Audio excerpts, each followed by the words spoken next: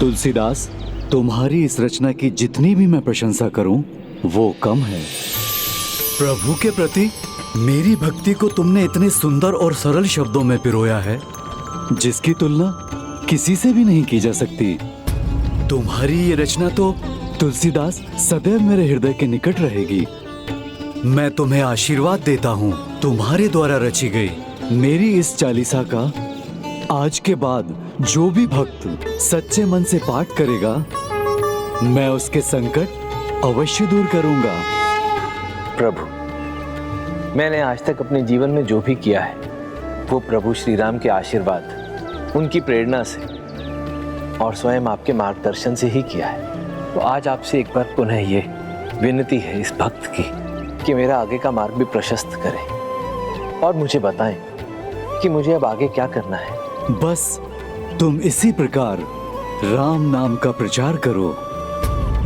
भक्ति रस में रची नई रचनाओं से इस कलयुग में भक्ति भाव को बढ़ावा दीजिए। यही तो आपका कर्तव्य है।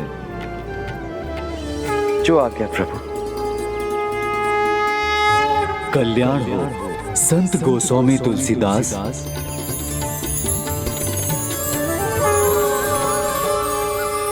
जय श्री राम। हम सभी सुरक्षित हैं। किसी की कोई भी क्षति नहीं हुई। ना ही हम डूबे और ना ही हम उड़े। प्रभु हनुमान जी के पराक्रम के आगे कौन नहीं झुकता, और उनकी कृपा से उनके भक्तों का बाल भी बांका नहीं होता। सब हनुमान जी और उनकी चालीसा के कारण है। नहीं नहीं, ये तो द्वारिकाधीश वृंदावन के प्रभु श्री कृष्ण की कृपा के कारण ही संभव हुआ है। आज बाढ़ में सब कुछ बहने वाला था, बस गोवर्धन गोपाल के चमत्कार से ही हमारी रक्षा हुई, जैसे उन्होंने एक बार पहले भी किया था अपने बाल रूप में। कैसी बातें कर रहे हैं आप? ये चमत्कार तो हनुमान जी का ही है। और हनुमान जी प्रभु श्री राम जी के भक्त हैं, तब तो ये चमत्कार प्रभु श्री राम जी का ही हुआ ना। नहीं, ये तो प्रभु श्री कृष्ण की ही महिमा है। यमुना नदी के दूसरी ओर वृंदावन है, प्रभु श्री कृष्ण की नगरी, और उनकी नगरी के निकट उनके चमत्कार को नकार रहे हैं। वृंदावन के निकट होने से क्या हुआ? प्रभु हनुमान जी तो कहीं भी प्रकट हो सकते, और उनके माध्यम से प्रभु श्री राम की कृपा भी। ये सब हमें संत गोस्वामी तुलसीदास जी ने कहा है ना संत महाराज जी? लगता है आपको प्रभु गोवर्धन जी के चमत्कार का ज्ञान नहीं, इसलिए ऐसा कह रहे हैं। हमें लगता है आपको प्रभु श्री राम की महिमा का ज्ञान नहीं। यहाँ प्रभु गोवर्धन के स्थान पर उन्हीं की महिमा सबसे ऊपर है। मर्यादा पुरुषोत्तम का स्थान कोई नहीं ले सकता, उनसे बड़ा तो उनका नाम है।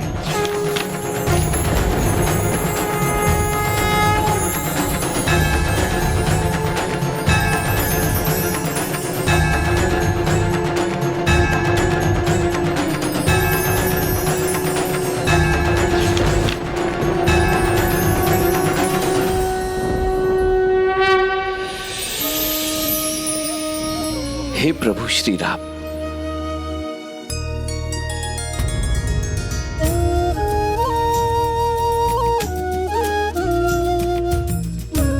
क्षमा करना भाई, मैं बिना अनुमति आपकी नाव में चढ़ गया। ये भी प्रभु श्री कृष्ण की ही महिमा है, उन्हीं का चमत्कार, उन्हीं की इच्छा है। लगता है आपको उन्होंने ही बुलावा भेजा है वृंदावन में उनके मंदिर पहुंचकर उनके दर्शन पाने के लिए। ये भी तो संभव है कि प्रभु श्री कृष्ण और प्रभु श्री राम दोनों ही ये चाहते हैं कि मैं उनके दर्शन करने के लिए वृंदावन के मंदिर पहुंचूं। इस शुभ कार्य के लिए हम आपको नदी के उस पार ले जाने के लिए प्रस्तुत हैं। आपकी टोली में सम्मिलित अन्य सभी के लिए मैं नौकाओं की व्यवस्था कर देता हूँ। धन्यवाद। ये कैसा व्यर्थ विवाद था? क्या उन्हें ज्ञात नहीं था कि प्रभु श्री राम और प्रभु श्री कृष्ण भिन्न नहीं है?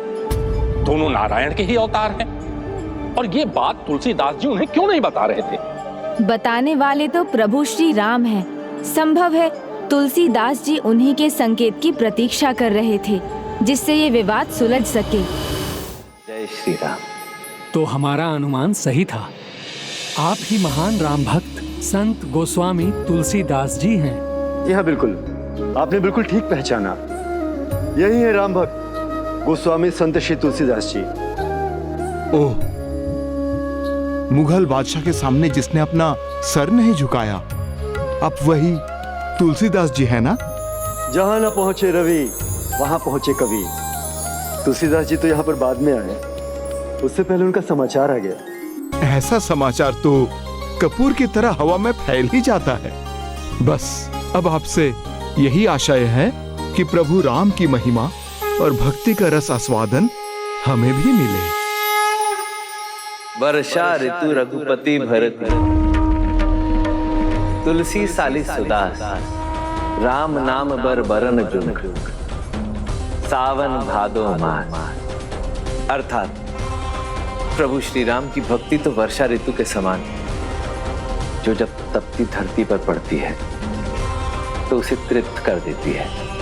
भक्त भी जब प्रभु श्री राम का नाम लेते हैं तो उनकी आत्मा को वैसी ही तृप्ति, वैसे ही सुख का आभास होता है।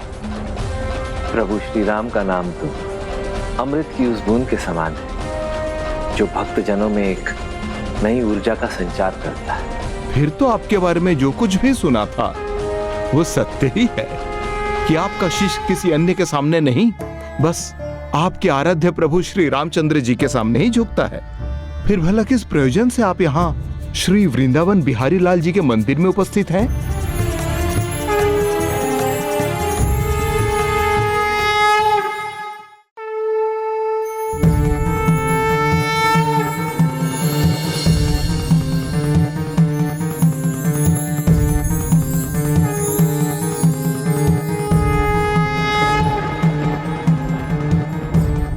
हे प्रभु श्री कृष्ण, हे गिरिधर गोपाल, आपके इस मनमोहक रूप का वर्णन शब्दों में मैं कैसे करूं, क्योंकि इस आकर्षक रूप का वर्णन करना तो मेरे लिए असंभव के समान है। और वैसे भी मैं तो उनका भक्त हूं जो धनुर्धारी, इसलिए जब तक आप अपने हाथों में धनुष बाण नहीं थामे तब तक ये भक्त तुलसीदास अपना शीश नहीं झुकाएगा।